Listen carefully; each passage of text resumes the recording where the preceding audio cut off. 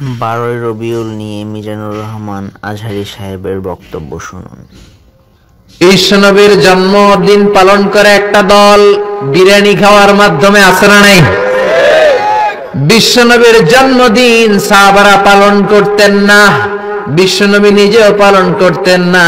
শুধু যখন জিজ্ঞেস করা হলো কেন রোজা রাখেন, বিশ্বনবী বলেন যেহেতু জন্মেছি, এই জন্মটা আল্লাহ আমার না দিলেও পারতেন, জন্মের শুকরিয়া স্বরূপ আমি রোজা রাখি। সুবহানাল্লাহ। কিন্তু ওই দিন মিষ্টি আর হালুয়া আছে না নাই? জশ্নে জুলুসে আছে না নাই?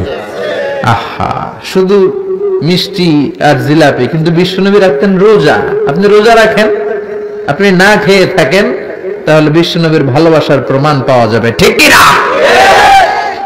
চট্টগ্রাম থেকে আমি আসতেছি, এই যে 12ই রবিউল আউয়াল জশ্নে জুলুসে ঈদে মিলাদুন নবী, পুরো চট্টগ্রাম শহর প্যাকআপ, গাড়ি চলে না।